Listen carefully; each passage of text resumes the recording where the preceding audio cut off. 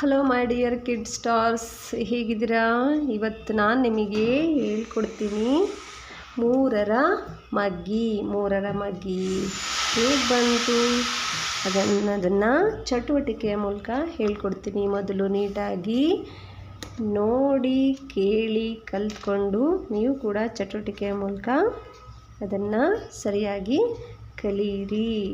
ಈಗ ಮೂರರ ಮಗ್ಗಿ ಕಲಿಯೋಣ. ಮೂರರ ಮಗ್ಗಿ.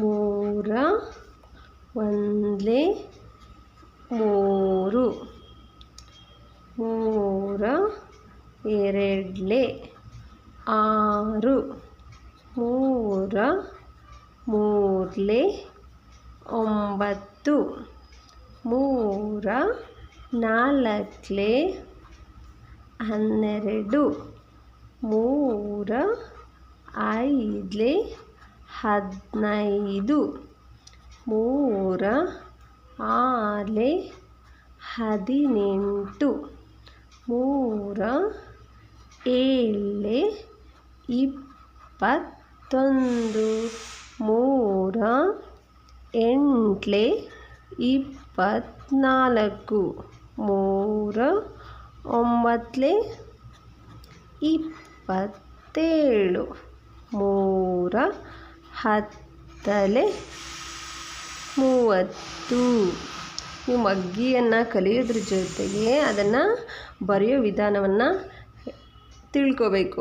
3 3 3 ಬರೆಯೋದು, ಇಂಟು ಇಂಟು ಇಂಟು ಬರೆಯೋದು, 1 2 3 ಬರೆಯೋದು, ಹೀಗೆ ಯಾವ ಕಾರಣಕ್ಕೂ ಮಾಡಬಾರ್ದು. ಓಕೆ ಪುಟಾಣಿಗಳೇ, ಈಗ ನೋಡಿ ಇನ್ನೊಂದು ಸರಿ ಮಗ್ಗಿ ರಿಪೀಟ್ ಮಾಡೋಣ.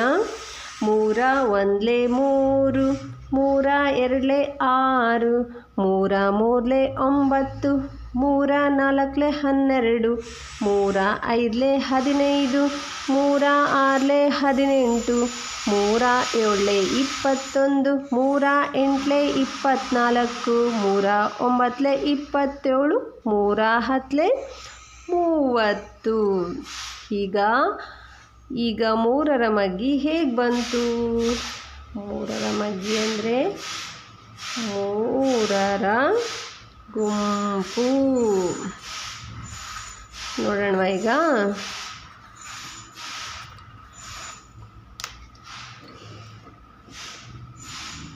ನೋಡಿ ಮಕ್ಕಳ, ಮೂರರ ಗುಂಪು. ಮೂರ ಒಂದ್ಲೆ ಮೂರು, ಮೂರ ಎರಡ್ಲೆ 6.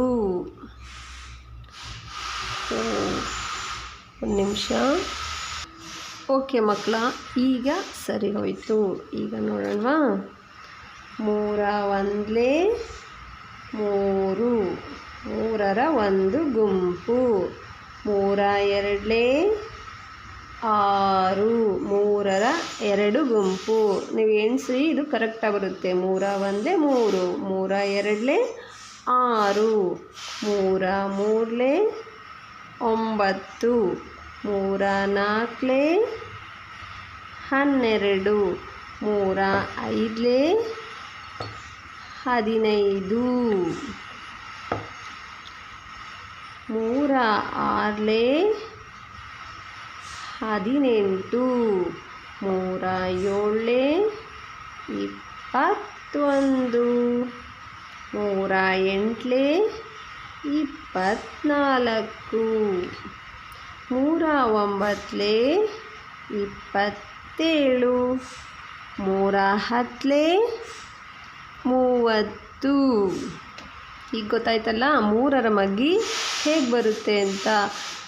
ಕೂಡುವುದರ ಸುಲಭ ರೂಪ ಗುಣಾಕಾರ. ನೀವು ಗುಣಾಕಾರ ಮಗ್ಗಿಯನ್ನು ಕಲಿತ್ರೆ ಕೂಡುವುದನ್ನು ಈಸಿಯಾಗಿ ಮಾಡಬಹುದು. ನೀವು ಇದನ್ನು ಮನೆಯಲ್ಲಿ ಈ ಚಟುವಟಿಕೆಯನ್ನು ಮಾಡಿ ಮೂರರ ಮಗ್ಗಿ ಹೇಗೆ ಬಂತು ಅಂತ ತಿಳ್ಕೊಂಡು ಇದನ್ನು ಅಭ್ಯಾಸ ಮಾಡಿ.